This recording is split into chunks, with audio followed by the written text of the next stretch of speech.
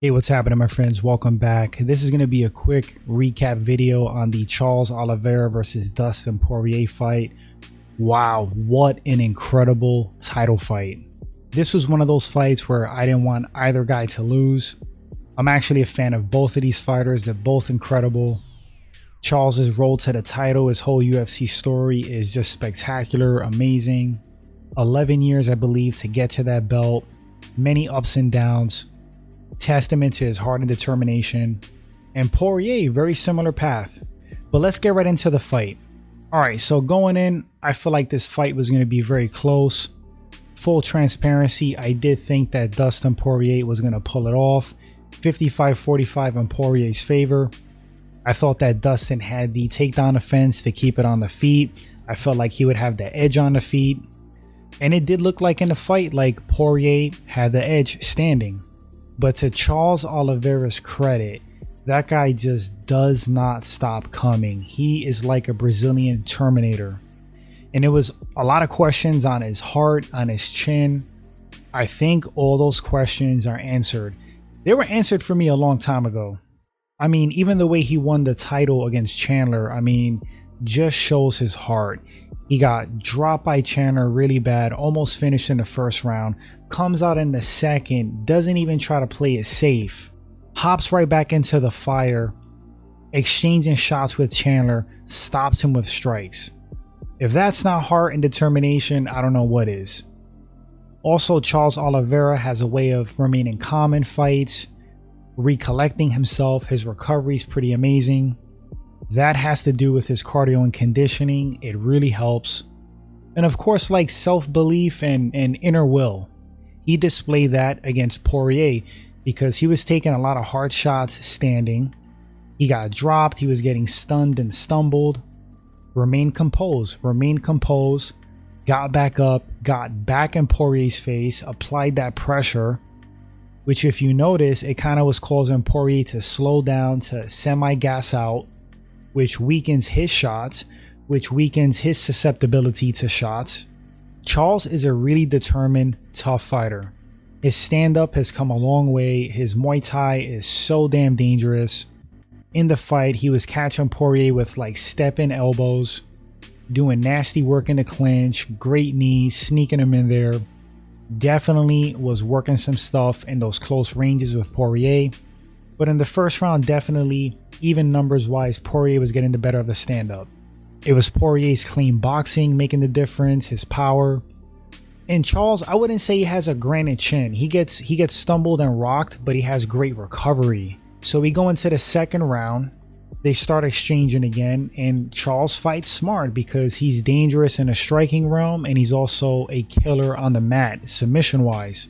So why not use your full skill set?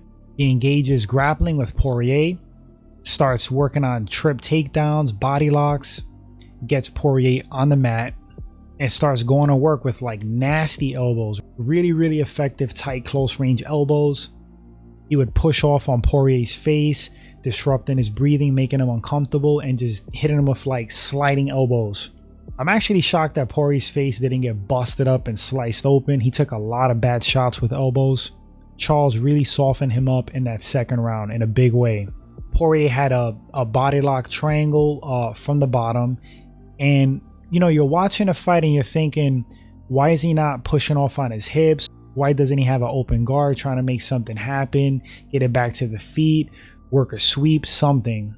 But the reason he didn't do that was because he was playing it safe, in my opinion. And yes, he was anchoring himself down, but he also was stopping Oliveira from advancing position. Just playing it safe, even though he was eating elbows. He didn't want Charles Oliveira to maybe pass guard, hit side control, get mount, work a submission, and probably get it. So Poirier sacrificed that round, tried to conserve energy, but took a lot of bad shots. Here comes the third round. Oliveira again, after some, exchanges on the feet, initiates grappling, very smart. By this point, Poirier's a little more tired. Oliveira pressure, working Poirier in a scramble standing, manages to get his back, and when he did that, I knew it was over. With a submission expert like Oliveira, once he gets on your neck, you could do hand fighting, but he's used to guys defending rear naked chokes. I mean, this is his world. It was only a matter of time before Oliveira slid that arm underneath the neck, and the squeeze on a high level black belt, it's unbelievable, guys. Like, you will go to sleep really fast. It's very uncomfortable, and Poirier didn't have a lot of time left. Once it got under his neck, he had to tap. I mean, what an incredible performance by Charles Oliveira. Props to Poirier, he did really well when it was standing, but Charles is such a complete fighter. He's equally as dangerous standing as he is grappling wise. He's definitely a problem. They were talking about Justin Gaethje possibly facing Oliveira. I do have my thoughts on that. Gonna have to do a breakdown for that fight. In some ways, I think it'll go similar to the Poirier fight, and in other ways, I think Gaethje can win that fight. But that's for another segment.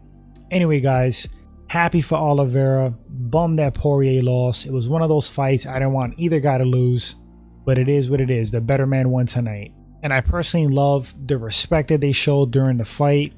I heard Dustin say that he was going to make a donation to Oliveira's choosing, a charity of his choosing, which is super cool. I'd expect Oliveira to do the same for Dustin. That's what the sport is about to me. Respect, sportsmanship, honor. Just because you have that with an opponent doesn't mean that you guys are not going to try to take each other out in the cage. Anyway, that's all I got, guys. Let me know in the comment section what you thought about this matchup. Who did you initially have winning? Were you surprised by the result? I want to read your thoughts. Thanks for watching the video, guys. If you enjoyed it, first time at the channel, hit that subscribe button, like and share. Appreciate that. And I will catch you guys on the next segment.